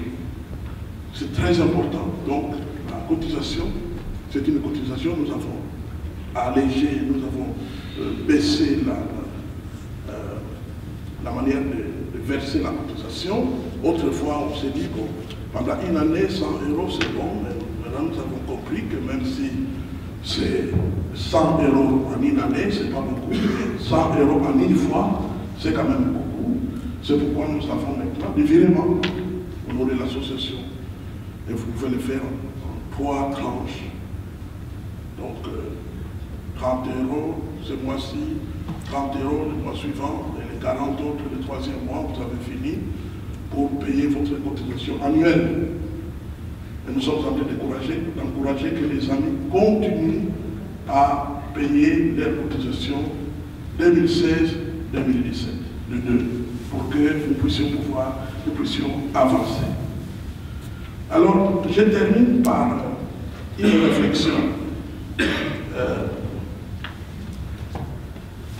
Comment est-ce qu'on peut changer un pays africain en un mois? Comment est-ce que nous pouvons changer un pays africain en un mois? Imaginons qu'il y a là un chef d'État qui a réussi à faire taire toute son opposition. Et il règne sans partage, il va rester au pouvoir le temps qu'il veut. Comment est-ce qu'on peut changer un tel chef d'État? En face de lui, il n'y a plus que la diaspora. 10 millions de Congolais. Mais 10 millions de Congolais déterminés. Déterminés à ce que les choses aillent très bien pour eux-mêmes et très bien pour leur pays. Comment est-ce que le président qui veut rester au pouvoir pourra mater 10 millions de Congolais déterminés? Il va essayer de les corrompre. Mais ils vont dire, nous n'avons pas besoin de votre argent parce que nous avons des millions que nous avons mis de côté. Il va essayer de soulever peut-être un peuple qui puisse marcher, mais il n'en a plus parce qu'en règle générale, lorsqu'on s'impose dans un pays, on n'a plus le public qui marche pour toi. Mais par contre, les 10 millions déterminés, dès qu'ils se donnent un mot d'ordre, ils sont tous là. Et ils marchent, ils sont visibles. Il va dire, bon, ok, puisque vous voulez blaguer avec moi, eh bien, on va en découdre avec des balles de cartouches. Je vais mettre des missiles, je vais mettre des fusils. Mais il va se raviser parce qu'il va se dire, ces gens ont l'argent. Si moi j'utilise des Kalachnikov, ils peuvent aussi utiliser des Kalachnikov. Si j'utilise des missiles, eux aussi peuvent avoir des missiles. Et je vais vous dire qu'en fin de compte, il ne restera plus que deux choix pour un tel président.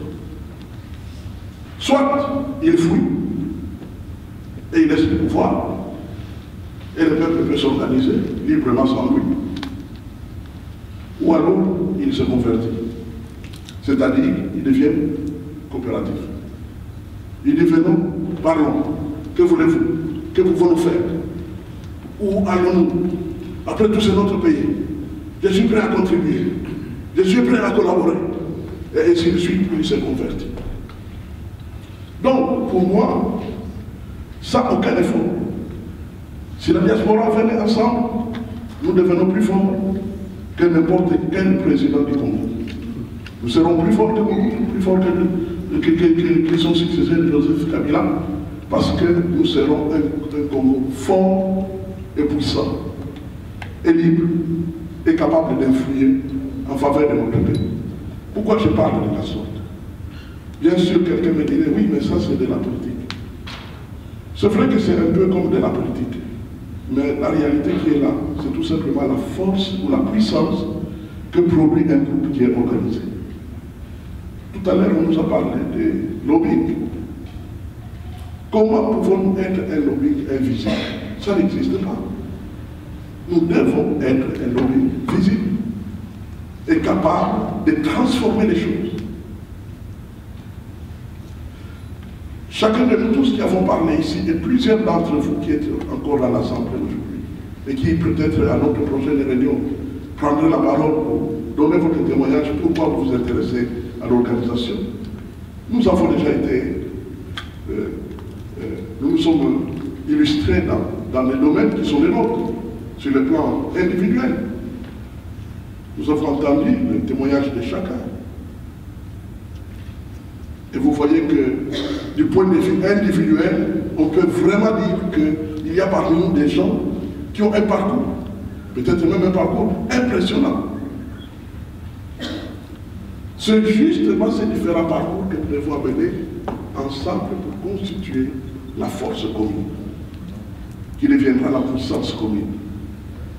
Chers amis, je vous supplie, savez-vous que d'après les experts, derrière chaque être bien portant se tiennent 20 personnes auxquelles il peut dire une chose et qui l'exécuteront. C'est-à-dire, là on parle de pouvoir relationnel de chaque individu bien portant. Vous avez derrière vous au moins 20 personnes. C'est pourquoi vous verrez dans les MLN, chaque fois, dès la première réunion, on vous dit, faites la liste de 20 personnes. C'est à cause de cette découverte. Que derrière chaque personne, il y a 20 personnes. Donc nous sommes là, une centaine, eh bien, en réalité, nous sommes multipliés par 20. Voilà. Donc nous sommes plus que ça. Et de la sorte, chacun de nous qui s'engage. Entendu de moi, en présence de beaucoup de témoins, confiez-les à des hommes fidèles qui soient capables de les enseigner à d'autres. Et quand vous analysez ce texte, vous verrez qu'il y a 4 générations. Entendu de moi, je suis le premier moi qui ai parlé en premier lieu. Tu qui as entendu, c'est la 2e génération. Confiez-les à des hommes fidèles, c'est la 3e génération. Qui l'enseigneront à d'autres, c'est la 4e génération. Toute croissance du public est liée au fait que chacun de nous gagne son monde. Il n'y a aucun de nous qui manque de monde. Je peux vous en donner les preuves que vous connaissez.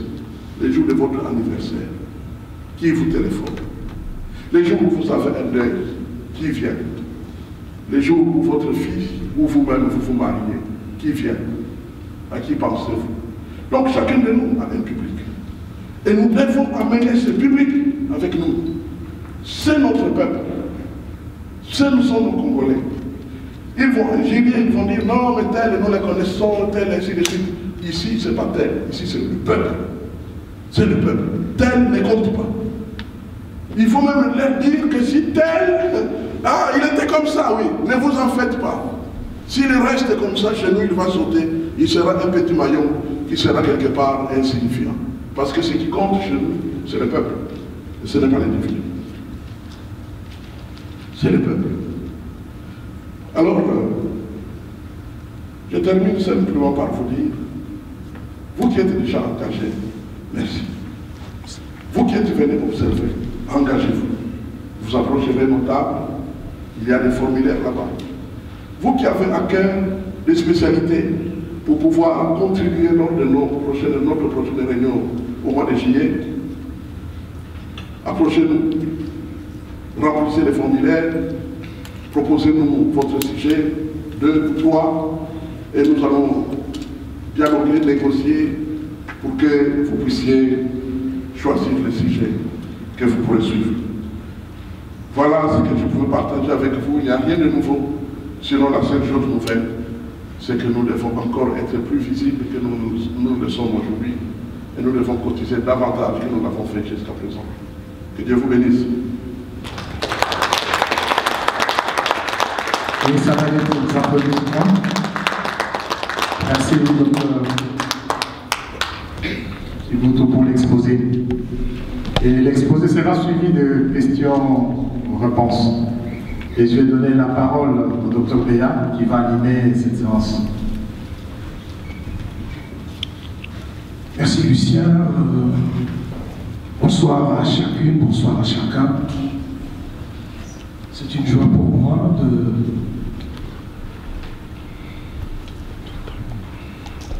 d'assumer cette tâche-là. La tâche m'a été confiée par le bureau de coordination. Je suis moi-même membre de ce bureau-là. Donc là, il y a eu des témoignages, il y a eu le film qui est passé, il y a eu l'intervention du docteur Kibutu. Certainement qu'au milieu de nous, il y a l'une ou l'autre question. Eh bien, sentez-vous vraiment libre. Je crois qu'il y a une phrase qui est revenue quand James a parlé, et quand le coordinateur a parlé. C'est ça la philosophie de cette association. Nous réussissons ensemble, nous échouons ensemble. Donc il n'y a pas un groupe d'individus quelque part qui veulent faire quelque chose et les autres viennent les observer.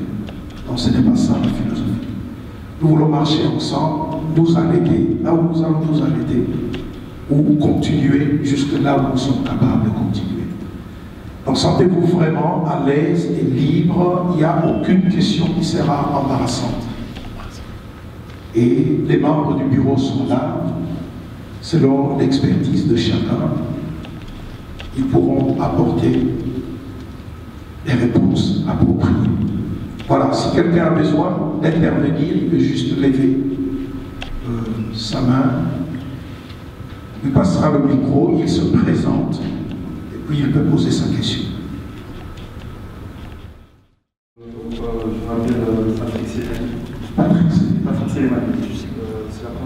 M. Buessi. J'ai été invité par les clients d'avant parce que je suis fonctionnaire en assurance. J'ai 4 questions ici à poser. J'aimerais bien savoir est-ce que cette association est à caractère religieuse, chrétienne, ou bien elle est ouverte déjà à toutes les croyances musulmanes ou païennes, ou je dirais même Fétichisme. fétichistes.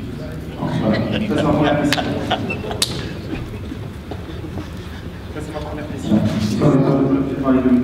Mais si le pasteur, si James vient de répondre à cette question rapidement, c'est une très bonne question. James vient de répondre à cette question. Le nom indique que c'est une association de Congolais.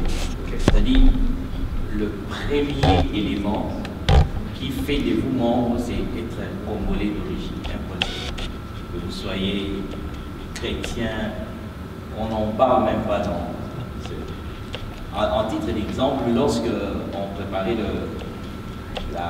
le programme, j'ai même dit au modérateur, attention avec pasteur, James, c'est plus simple. Parce que ça risque de donner aux gens cette connotation de pasteur. Non, c'est votre fonction. Je dis ok, pas. Donc, ce n'est pas une association à caractère religieux. Non, merci. Je veux encore recommander parce que j'ai vu que c'est depuis 2015 que ça a commencé l'association en question. Mais je parle moi personnellement, je n'ai jamais su que ça existait. Et donc par rapport à ça, quelle manière, comment vous fonctionnez au niveau de la sensibilisation pour faire connaître cette association? Je ne sais pas, est-ce que vous faites, il y a des colloques qui s'organisent, est-ce qu'il y a des journées à porte ouverte? Je ne sais pas comment vous faites pour toucher la communauté congolaise. Quelles sont vos actions pour toucher la population congolaise en tout cas? Ok, merci beaucoup pour la question. Je peux peut-être demander au coordinateur d'apporter des précisions là-dessus. C'est vrai que nous devons progresser dans ce domaine. Mais nous avons déjà fait des choses, comme par exemple cette réunion. Elle est organisée tous les 3 mois pour permettre aux gens, c'est une porte ouverte justement, pour permettre aux gens de causer le public comme vous le faites aujourd'hui. Nous utilisons des médias, il faudra disponible au Congolais, des vidéos, mais en tout cas, toutes les suggestions sont les bienvenues.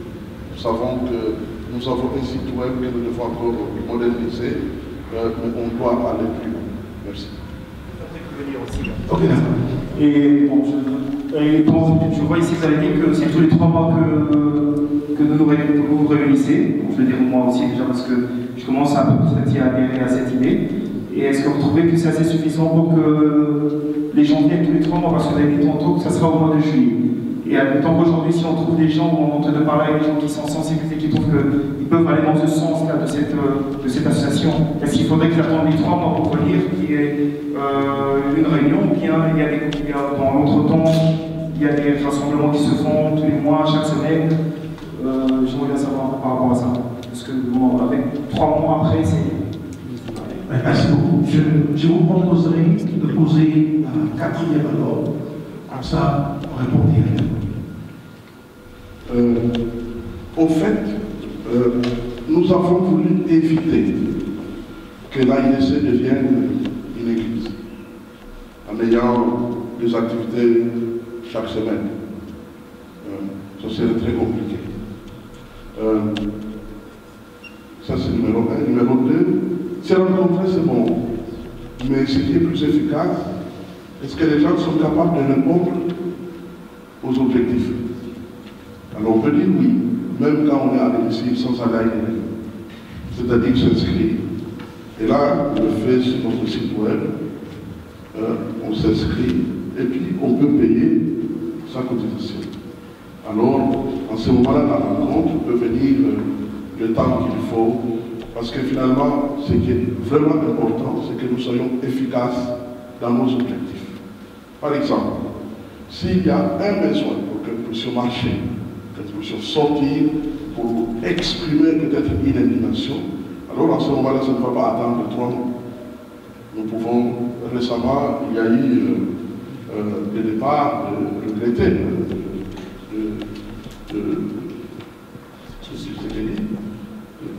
Tshisekedi, nous nous sommes mobilisés, nous étions là. Nous avons joué les petits rôles qu'on nous a donnés. On nous a invités, on m'a fait personnellement invité pour aller à la réunion d'organisation de ces rencontres là-bas au Palais des Expositions. Donc j'étais là où on a discuté des éléments des programmes et ainsi de suite.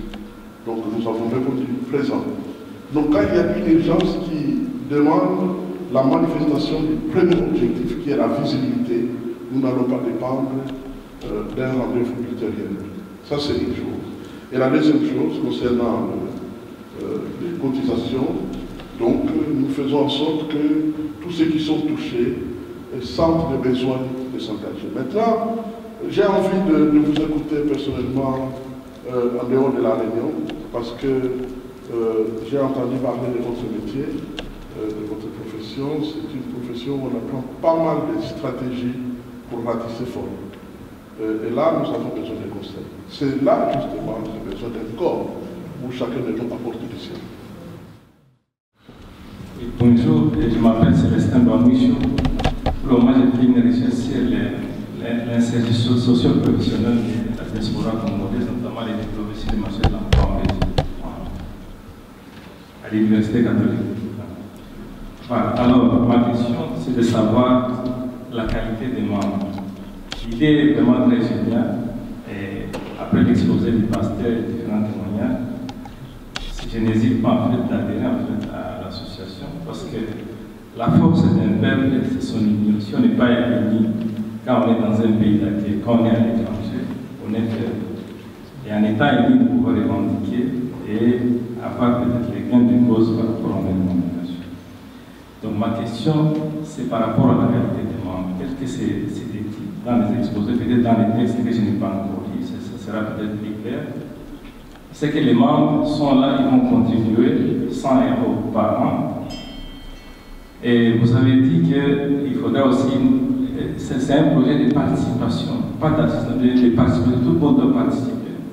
Mais je me dis, comment est-ce qu'alors les membres vont participer à la conception ou bien à l'accompagnement des projets que l'association peut mettre en place? Parce que finalement, je ne sais pas quel est le rôle en fait, que les autres membres qui vont adhérer vont jouer à part les administrateurs. Or, j'estime qu'une association fonctionne dans un principe démocratique où chacun quand même peut apporter une idée et au niveau peut-être du comité, on peut analyser l'idée et voir si ça peut créer quand même une valeur ajoutée dans l'association. Donc ça, je voudrais vraiment que ce soit plus éclairci, surtout nous qui arrivons pour la première fois, pour qu'on sache quand on adhère, quel est notre droit, quel est notre droit. La deuxième question, c'est par rapport à tout ce qui est du social. La diaspora est ici, elle n'a pas de famille ici. La famille, c'est nous tous ici, nous constituons donc une famille. Quand il y a des problèmes sociaux pour les membres, par exemple, de notre association, que prévoit les règles ou les règlements ou les statuts de l'association? Voilà peut-être les questions. Je voudrais juste prendre la première partie. Voilà. Je prends après la deuxième. Voilà. Pour ceux qui, je veux juste donner une image, c'est pour qu'on puisse bien comprendre. Vous voyez, nous sommes ici, prenez ça comme un réseau. Et c'est ça le mot d'ailleurs. Vous avez un réseau Proximus. Vous avez un réseau Base. Vous avez un réseau. Je suis en train de donner une image. Je n'ai pas dit que nous allons aller dedans.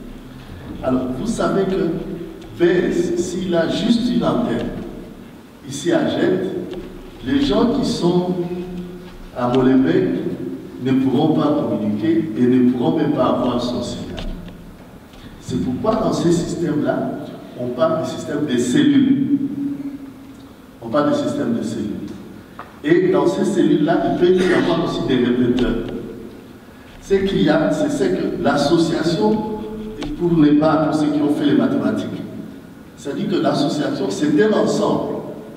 Et dans cet ensemble qu'on a défini comme une association internationale de la diaspora congolaise, il y a des sous-ensembles, pour ceux qui ont fait des mathématiques.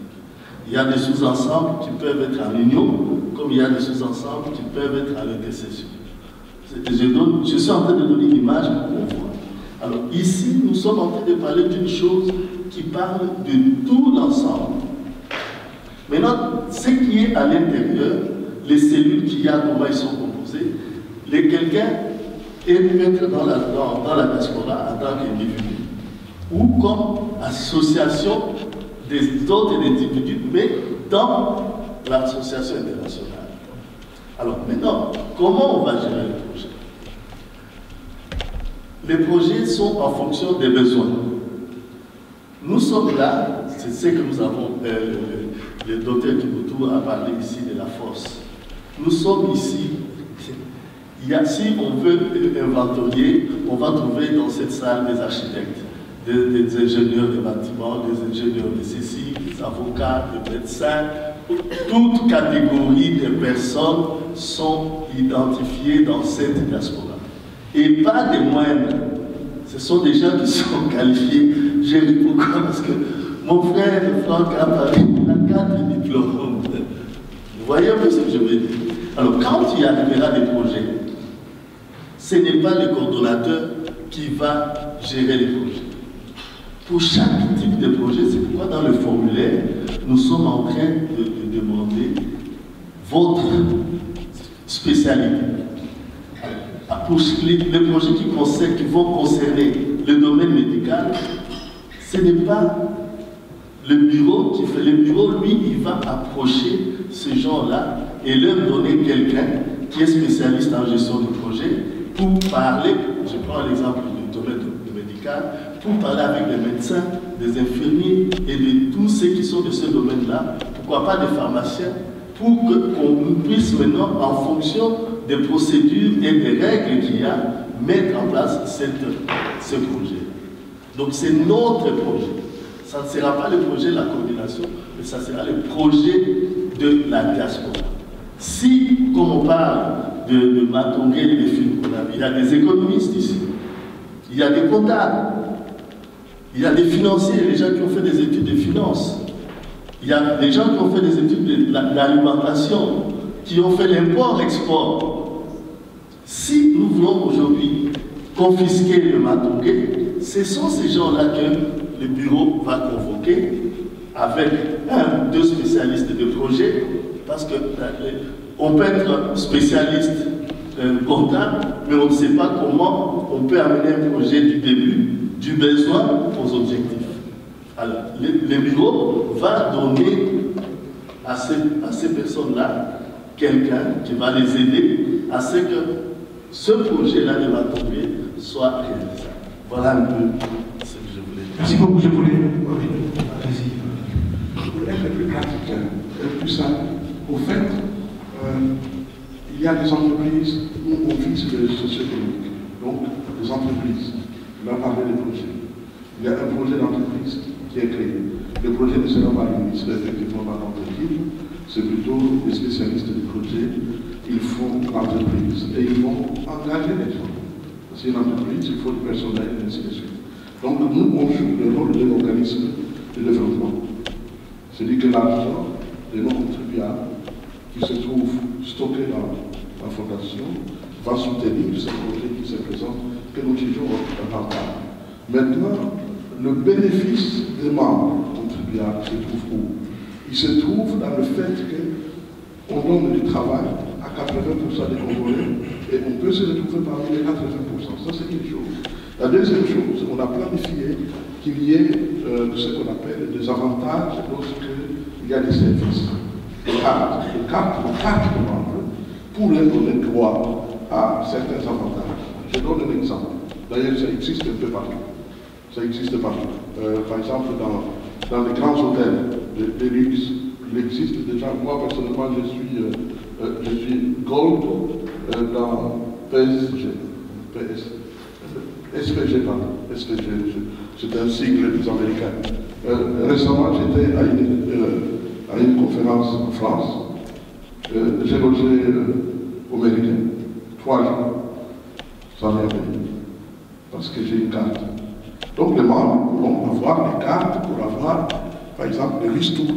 Tu entres dans un magasin qui appartient à l'association, tu as une ristourne, on ne peut pas déterminer ça maintenant, ce sont les experts concernés qui pourront déterminer. Donc, on doit avoir le courage de se dire, je vais donner, je n'aurai pas. C'est un peu comme lorsqu'on semence le sol. On n'aura pas immédiatement l'avantage de 2-3 semaines qui suivent, mais tôt ou tard, j'aurai les retours. Je donne un exemple. Imaginons que nous ayons, le frère a parlé d'import-export. Imaginons que nous ayons une entreprise d'import-export et que finalement, l'équipe qui organise tout cela décide d'accorder à nos contribuables une ristourne, par exemple, de 20%. Mais c'est énorme. Quand vous envoyez votre voiture, depuis ici jusqu'à là-bas au pays, et qu'on vous fait une ristourne de 20%, ça dépasse de là déjà vos 3 ans de contribution dans l'équipe. C'est un peu comme ça se passe tout à l'heure, on a parlé de notre frère qui est dans les assurances. Là, on en sait mieux que partout ailleurs, ou dans les mutuelles, par exemple, dans les mutualités. Donc, dès qu'on fait la ristourne au niveau, au moment, tout le monde ne tombe pas malade. Moi, personnellement, j'ai eu la grâce de faire jusqu'à 10 ans sans jamais aller à l'hôpital. Or, j'ai ma mutuelle que je paye continuellement. Mais un jour, j'ai eu droit à profiter de ma mutuelle.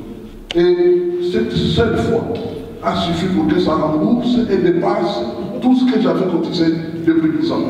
Donc, c'est un peu ce genre de choses qui seront utiles aux contribuables. Donc, je m'excuse, je vais rajouter ça. Merci beaucoup, docteur. La deuxième question, c'était par rapport au social. En fait, les objectifs ici sont simples, ces 2 objectifs. Le docteur l'a répété ici. Le premier objectif, c'est la visibilité. Vous voulez être visible. Deuxième objectif, c'est l'aspect pouvoir économique pour amener la diaspora à se développer. Maintenant, pour répondre à votre question, nous ne traitons pas directement de cet aspect-là pour la simple bonne raison qu'il existe plusieurs autres organisations. Le docteur a dit ici, les organisations n'ont pas à se combattre. Le problème réside au niveau des objectifs. Il y a beaucoup d'organisations ici qui sont spécialisées dans cela. Et beaucoup de gens que vous voyez ici font partie de ces organisations-là. Il y a des organisations, des mutuelles, des quartiers, des mutuelles, des régions d'origine, il y a des églises. Merci. Je m'appelle Clovis Mikaï. Je voudrais qu'on clarifie un peu parce que je suis membre depuis le début. Mais j'ai l'impression que je ne suis pas. Parce que le but premier, comment j'avais parlé avec le docteur, le but premier c'était de se constituer un événement. À vous entendre maintenant, c'est comme si cette partie-là était mise, enfin, c'est ce que moi j'ai compris, je ne suis pas là, c'est ce que j'ai compris au travers des discours, c'est comme si on s'est limité à créer une organisation de manière à pouvoir s'en sortir ici en Belgique. Je m'explique. Tout à l'heure, le docteur avait dit, lorsqu'il a fait son intervention, au deuxième point, il a dit qu'il faut connaître les autres associations juridiques. J'avais parlé avec lui il y a un an et demi de cela, qui avait une association qui faisait la même chose. La question est de savoir est-ce que vous êtes allé vers cette association. C'est le Club Congo. Le Club Congo fait la même chose pour se constituer à lui de manière apaisée sur le Congo. Donc, il faut, c'est que le docteur m'avait dit à l'époque, créer des entreprises, créer des banques, de manière à ce que nous puissions influer sur la politique congolaise. Maintenant, si je ne dis pas que ce n'est pas louable, hein, c'est qu'on va faire un atelier, c'est vrai, les Pakistanais sont là, mais là, je disais tout à l'heure au pasteur, pardon, on a peut-être posé la même question aux amis qui faisaient la vidéo. Là, il faut comprendre pourquoi est-ce qu'on allait arriver là. Mais pour faire en sorte que Matongué soit à nous, nous devons acheter des bâtiments. Voilà. C'est ce que moi j'avais compris. Nous devons investir. Donc avec cet argent-là que nous cotisons, nous devons investir pour acheter des bâtiments, faire ces bâtiments-là nôtres. À partir du moment où on aura des bâtiments à Matongué, on pourra influer sur la communauté. À partir du moment où on pourra réfléchir à l'unité, on pourra réfléchir. Voilà comment est-ce qu'on fait la chose au départ. Mais maintenant, j'ai l'impression qu'on reste ici. Je voudrais juste une clarification. Non, mais je voudrais vraiment vous rassurer que vous n'êtes pas perdu. C'est sur cette voie-là que l'association reste. Donc en fait, quand on a parlé de la visibilité, on est visible pour faire quoi? Si c'est visible pour dire 3000 personnes se sont réunies là-bas, ça ne sert vraiment pas à grand-chose. La visibilité, c'est pour se faire respecter. Parce que quand tu es tout seul, c'est pas à toi que je vais expliquer ça, quand tu es tout seul, personne ne te respecte. Quand tu es tout seul, tu ne peux pas peser dans n'importe quel domaine. C'est pour ça que nous disons, évidemment, on a résumé par ce terme-là, visibilité. Mais derrière la visibilité, il y a l'influence.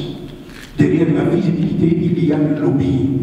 Or, toi et moi, nous savons qu'il y a un certain niveau de lobbying où si vous n'avez rien, eh bien vous pouvez être à 1000, vous pouvez être à 2000, on ne vous écoute pas. Donc les deux marchent ensemble et moi je peux vraiment te rassurer que rien n'a changé. Nous restons sur cette voie-là.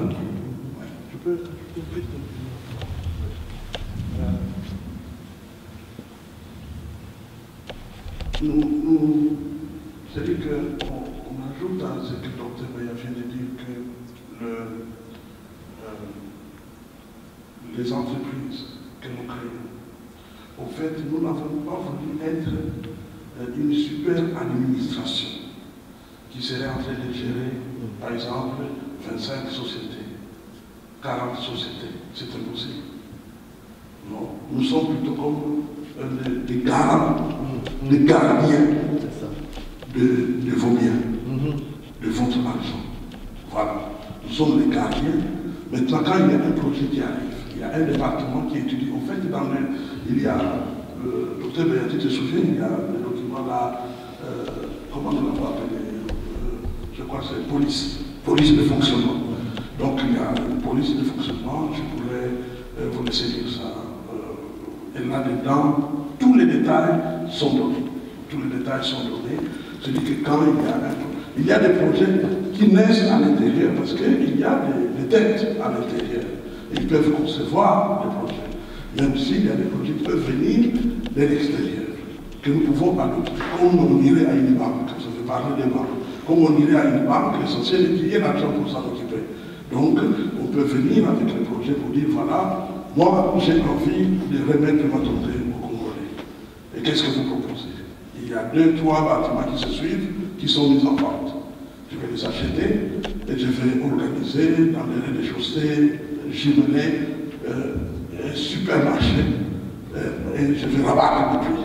Et les autres vont disparaître. On dit, ah, ça c'est intéressant. Et alors, on vous finance et vous passez à l'action. Il y a une partie de bénéfices qui gère les dons, qui retournent dans la caisse régulièrement. Et il y a une troisième partie dans notre police de fonctionnement qui prévoit d'avoir un pied sur le Congo. Donc toutes les entreprises doivent envisager leur prochain développement sur le Congo. Pourquoi?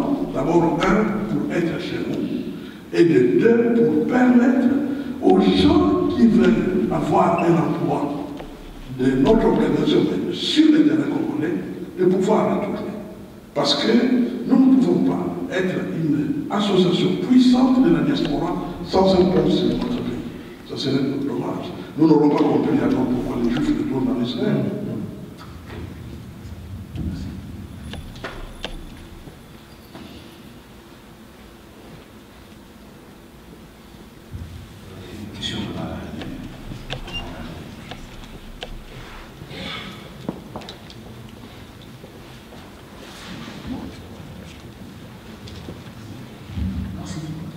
Je m'appelle Ricky Semapoel. Pardon? Je m'appelle Ricky Semapoel. Ricky. Oui. En fait, je voulais savoir s'il y a une possibilité d'alternance à la tête de l'association. De ma question. Est-ce que les membres de la coordination internationale sont-ils à vie? Ou bien il y a possibilité que quelqu'un d'autre puisse être président après un certain moment? Est-ce qu'il y a des mandats pour la tête de l'association? Oui, merci beaucoup, Ricky. En fait, j'ai le même à vous dire qu'au niveau de la structure est un peu spéciale. C'est-à-dire que n'importe qui, même maintenant, s'il veut devenir membre de la coordination, il le devient. Donc ce n'est pas un groupe de gens, voilà, là, fermés. Non, non, non, non. C'est ça une des spécificités de cette organisation. Donc vous venez aujourd'hui, vous dites, moi, je vais être dans la coordination. Tout ce que vous avez à faire, c'est payer la contribution équivalente à celle que tout membre de la coordination paye. Et automatiquement, vous n'avez pas d'autres formalités à faire. Automatiquement, vous devenez membre de la coordination. Donc, à toutes les réunions de la coordination, vous assistez. Deuxième spécificité, c'est vrai que dans toute structure, il faut que les choses soient organisées. Il faudrait qu'il y ait celui qui est à la tête, il faudrait qu'il y ait celui qui suit après, ainsi de suite. Mais ce qui est spécial, je vous inviterai, si tous les membres de la coordination l'autorisent, à venir participer, ne fût-ce qu'en tant que spectateur, observateur, pour voir comment ça se passe. C'est-à-dire qu'il y a coordination, mais les choses se passent en collège. C'est vraiment la collégialité. Maintenant, pour les thèmes, je crois que, sauf si je me trompe, les mandats sont renouvelables une seule fois. Donc ça veut dire qu'il n'y a que possibilité de faire 2 mandats. Après 2 mandats, ce n'est plus possible de renouveler. Sauf si l'Assemblée arrive ici et décide de changer les choses. Mais sinon, il y a des mandats, et ces mandats-là ne peuvent être renouvelés qu'une seule.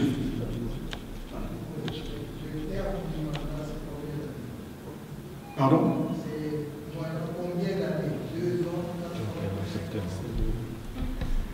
Oui, je vais réagir à la même question pour plus de précision. Le mandat, il y a 2 mandats, oui, mais les années. Sur la police, c'est la loi belge qui le détermine avec les statuts. Dans la loi qui régit les fondations. Voilà, c'est-à-dire que ce n'est pas un parti politique. Si vous voyez, on a parlé d'une fondation, on a parlé d'une association. Il y a dans la loi belge,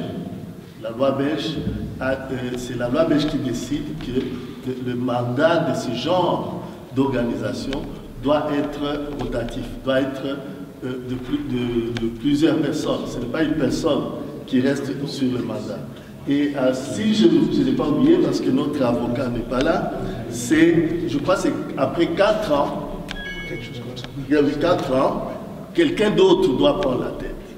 Alors maintenant, si aujourd'hui, vous cotisez les montants correspondant ça dit 200 euros. 200 euros par an, vous êtes automatiquement dans le collège.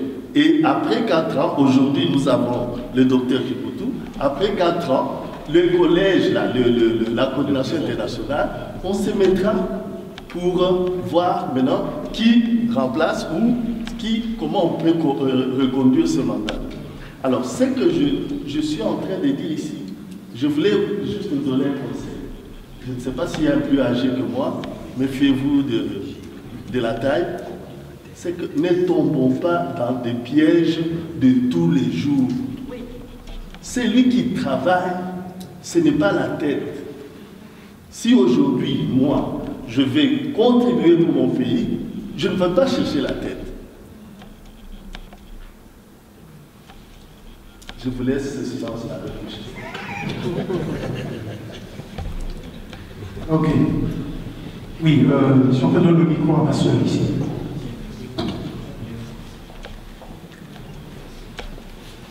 Edith, tu voulais poser une question? Non. Bonjour, je m'appelle Tina Cage. Moi, j'aimerais savoir, on a parlé des dépôts de projets. J'aimerais savoir quels sont les critères pour pouvoir déposer ces projets. Je vais dire, est-ce qu'au départ, il faut être membre pour déposer le projet, ou est-ce que même les gens de l'extérieur peuvent déposer le projet? Je veux dire, est-ce qu'il faut être membre uniquement pour déposer le projet ou... Non, le principe. Moi, je ne vois pas pourquoi on veut pas être membre. Ça c'est un premier questionnement qui m'arrive. Normalement, il faut être membre. Maintenant, nous pouvons aller plus loin pour voir quelle est la portée du projet en question. Quelqu'un peut ne pas être membre ici, ça peut être un Camerounais, je donne un exemple. Un Japonais arrive avec un projet qui est un projet porteur pour les Congolais. Mais pourquoi on va rejeter ce projet-là? On va prendre le projet, on va l'étudier, on va se dire, ça c'est un projet qui vaut la peine. Est-ce que nous en avons les moyens? Nous en avons les moyens. Nous appliquons pour autant que le projet mis en marche, mis en application, profite à la communauté par rapport aux objectifs que nous nous sommes assis. Je ne sais pas si j'ai répondu à votre question.